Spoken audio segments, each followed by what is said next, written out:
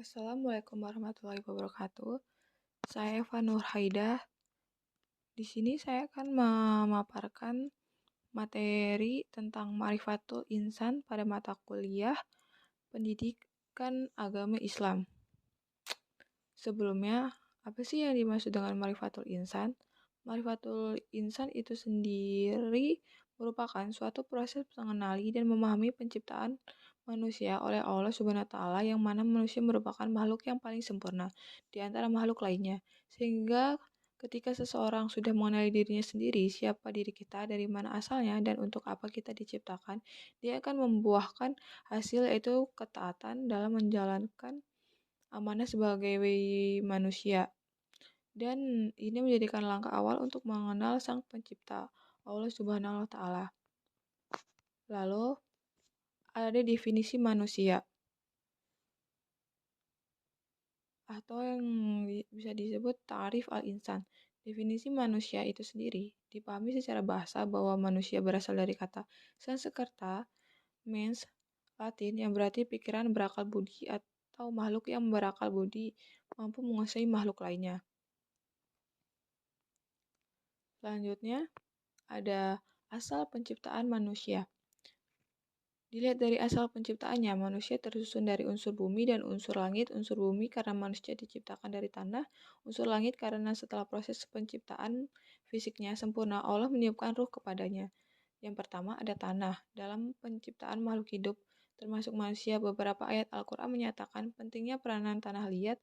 Hal ini dikemukakan oleh beberapa ayat yang berbunyi, Huwa allazi khalaqakum min zini summa qada ajal wa ajal musyamma ginda summa atu tarun, yang artinya dialah yang menciptakan kamu dari tanah, sesudah itu ditentukan ajal kematian, dan ada lagi suatu ajal yang ada pada sisinya, yaitu dia sendiri mengetahuinya, kemudian kamu masih ragu-ragu tentang berbangkitnya itu.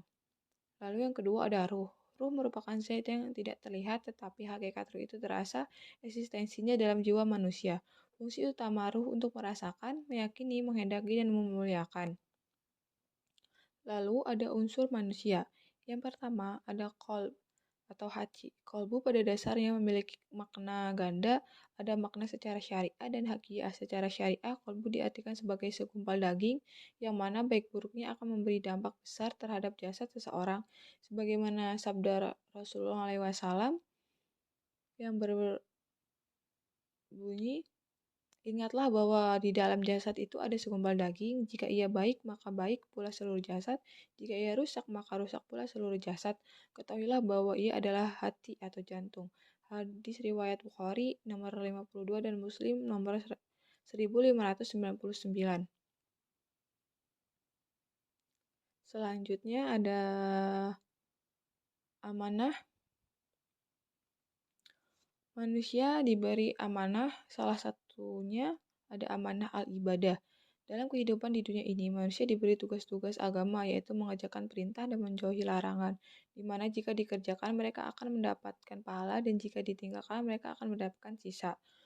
Wa ma khalaqtu al-jinna wa al-insa illa liya'budun. Quran surat Al-Zariyat ayat 56, yang artinya, dan aku tidak menciptakan jin dan manusia melainkan supaya mereka mengabdi kepadaku. Lalu yang kedua ada amanah al-khalafah atau kepemimpinan di muka bumi. Allah Ta'ala telah menegaskan amanah itu melalui firman-Nya pada Quran surat Al-Baqarah ayat 2, yang artinya, ingatlah ketika Tuhanmu berfirman kepada malaikat, sesungguhnya aku hendak menjadikan seseorang khalifah di muka bumi. Mereka berkata, mengapa engkau hendak menjadikan khalifah di bumi itu orang yang akan membuat kerusakan padanya dan menumpahkan darah, padahal kami senantiasa bertasbih dan memuji engkau dan mensucikan engkau. Tuhan berfirman, sesungguhnya aku mengetahui apa yang tidak kamu ketahui. Lalu ada balasan. Jadi berkenan dengan dua amanah ini, Allah Ta'ala telah menyiapkan al-jasa atau balasan, mereka yang melakukan amal kebajikan akan memperoleh balasan kebaikan yang setimpal, bahkan pahala yang lebih baik dari apa yang mereka kerjakan. Yang sudah tertulis dalam Quran Surat An-Nahl ayat 16, yang artinya, barang siapa yang mengerjakan amal soleh, baik laki-laki maupun perempuan, dalam keadaan beriman, maka sesungguhnya akan kami berikan kepadanya kehidupan yang baik, dan sesungguhnya akan kami beri balasan kepada mereka dengan pahala yang lebih baik dari apa yang telah mereka kerjakan. Selanjutnya ada hakikatul insan. Hal penting agar kita sebagai manusia dapat bertindak adil terhadap diri maupun orang lain dan juga makhluk lainnya. Selanjutnya, makhluk menurut Kamus Besar Indonesia adalah sesuatu yang dijadikan atau diciptakan oleh Tuhan. Yang manusia diciptakan mempunyai sifat-sifat berikut ini. Yang pertama, ada alal fitrah atau berada di atas fitrah. Dalam Kamus Besar Bahasa Indonesia, fitrah adalah sifat asal, kesucian, bakat, dan pembawaan. Manusia merupakan makhluk ciptaan Allah Ta'ala yang diciptakan alal fitrah berada di atas fitrah, sebagaimana disebutkan dalam firman-Nya, Quran Surat Ar-Rum ayat 33 yang berbunyi, Fa'akim wajhaka lid-dini janifan fitrata Allahi allati fadara nasya alaihi la tabdila lihoki killa zalikal dinu al-qaimu walakinna ahsaron-nami la ya'lamun. Yang artinya, maka hadapkanlah wajahmu dengan lurus kepada agama Islam sesuai fitrah Allah, disebabkan Dia telah menciptakan manusia menurut fitrah itu. Tidak ada perubahan pada ciptaan Allah. Itulah agama yang lurus, tetapi kebanyakan manusia tidak mengetahuinya. Lalu, yang kedua ada sifat lemah. Manusia juga diciptakan oleh Ta'ala dalam keadaan daif atau lemah. Kelemahannya terutama dalam menghadapi godaan hawa nafsu, kadangkala mereka mengalami lemah azam atau tekad, lemah iman, dan lemah kesabaran. Selanjutnya ada sifat bodoh. Manusia juga diciptakan oleh Allah Ta'ala dalam keadaan jahil atau bodoh. Allah Ta'ala mengungkapkan kondisi manusia ini dengan firman Quran Surat Al-Ahzab ayat 33 yang artinya, sesungguhnya kami telah menawarkan amanat kepada langit, bumi, dan gunung-gunung, tetapi semuanya enggan untuk memikul amanat itu karena mereka khawatir tidak akan melaksanakannya atau berat. Lalu dipikulah amanat itu oleh manusia. Sungguh manusia itu sangat zalim dan bodoh. Selanjutnya ada sifat fakir. Manusia juga diciptakan oleh Allah Ta'ala dalam keadaan fakir atau butuh atau berkehendak kepada pemberiannya, yang sudah dijelaskan pada Quran Surat Fatir ayat 35 yang artinya, wahai manusia, kamulah yang memerlukan Allah, dan Allah dialah yang maha karya, tidak memerlukan sesuatu, maha terpuji. Dan diberikan kebebasan serta balasan yang akan diterima oleh manusia dari apa yang sudah dia lakukan semasa hidupnya, baik itu amalan baik atau buruk. Selanjutnya ada takatul insan. Potensi manusia adalah kemampuan yang mempunyai kemungkinan untuk dikembangkan, kekuatan, kesanggupan, daya, dan manusia. Menurut pandangan Islam, potensi manusia adalah suatu anugerah yang Allah berikan kepada Allah menciptakan manusia dalam bentuk yang sangat sempurna dengan kemampuan, maka itulah Allah membekali manusia dengan segenap potensi yang ada di dalam dirinya. Selanjutnya ada beberapa potensi yang Allah berikan kepada hamba-Nya. Yang pertama, ada potensi pendengaran. Arti pendengaran secara bahasa, pendengaran adalah kemampuan untuk mengenali suara dalam manusia dan binatang bertulang belakang. Hal ini dilakukan terutama oleh sistem pendengaran yang terdiri dari telinga, syaraf-syaraf, dan otak. Sebenarnya dengan anugerahnya itu manusia dapat mencapai sesuatu yang baik bagi dirinya sebagai makhluk Allah. Allah Subhanahu wa taala berfirman dalam surat An-Nahl ayat 16 yang berbunyi, wa allahu ajrajakum min bujuni ummahatikum la taqlamuna say'an wa ja'ala lakum as-sam'a wa alla sara wa af'izata la'allakum tattaqun, yang artinya, dan Allah mengeluarkan kamu dari perut ibumu dalam keadaan tidak mengetahui sesuatu pun, dan Dia memberi kamu pendengaran, penglihatan, dan hati agar kamu bersyukur. Lalu yang kedua ada potensi penglihatan.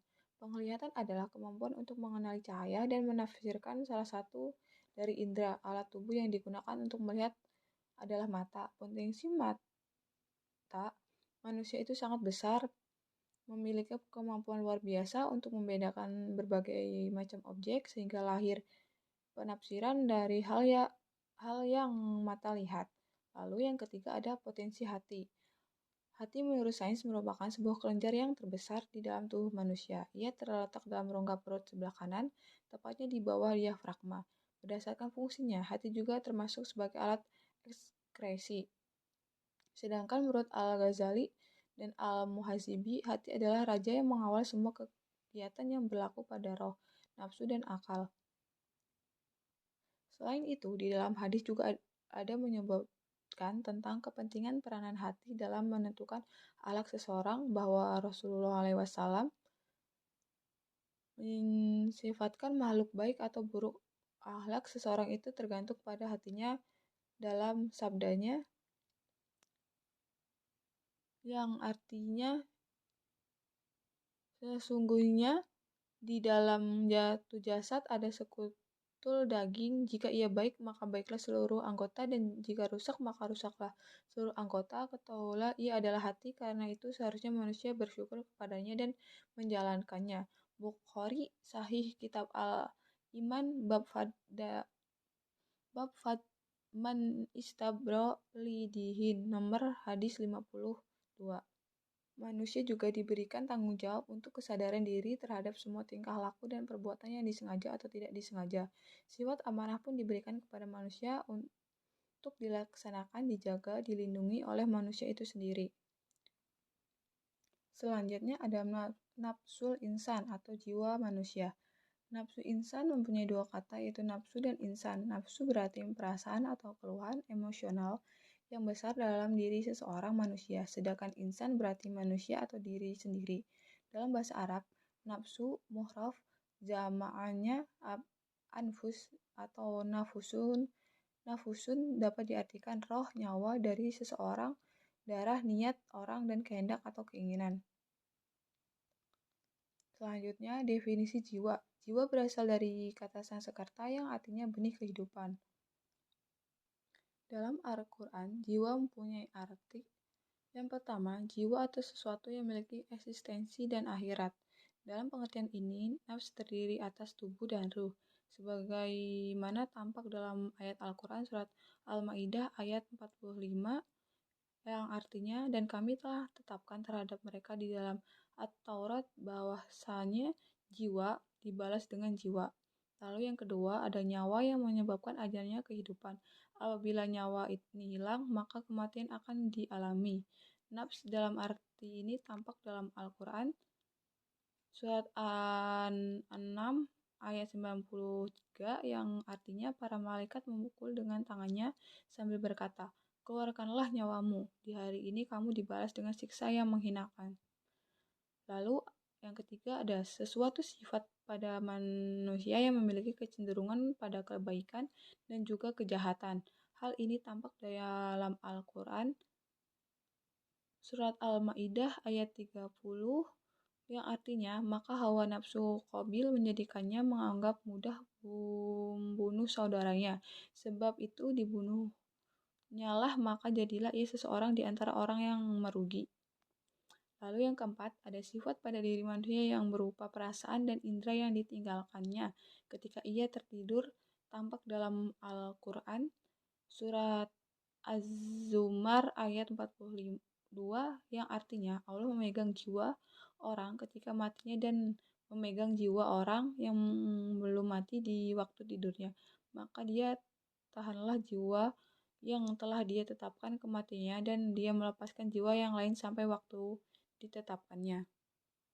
Dari beberapa definisi di atas dapat disimpulkan bahwa nafs atau jiwa dalam pandangan Islam adalah diri manusia itu sendiri, nyawa atau roh yang menyebabkan adanya kehidupan, sifat yang mendorong manusia untuk melakukan sesuatu perbuatan dan perasaan pada diri manusia. Sedangkan menurut dalam pandangan psikoanalisis, jiwa diartikan sebagai suatu keadaan dalam diri manusia yang terdiri dari keadaan sadar, alam sadar, dan keadaan tidak sadar atau alam tidak sadar. Dari kedua keadaan, alam tersebut yang mendorong untuk melakukan suatu perbuatan adalah alam tidak sadar. Salah satu bukti kekuasaan Allah Ta'ala adalah diciptakannya an-naf atau jiwa. Ia adalah esensi dalam diri manusia yang bersifat halus yang dapat merasakan sedih, gelisah, cinta, benci, dan atau sejenisnya. Tanpa jiwa, badan manusia nyaris tidak ada bedanya dengan patung. Allah Ta'ala telah melakukan penyempurnaan penciptaan manusia, diilhami kepadanya jalan kefasikan dan jalan ketakwaan. Sangat beruntunglah orang-orang yang mensucikan jiwanya dan menumpukannya sehingga dapat mencapai kesempurnaan akal dan perbuatan yang membuahkan kebaikan untuk dirinya dan orang lain. Sekian presentasi dari saya. Kurang lebihnya saya mohon maaf. Saya mengucapkan terima kasih. Wassalamualaikum warahmatullahi wabarakatuh.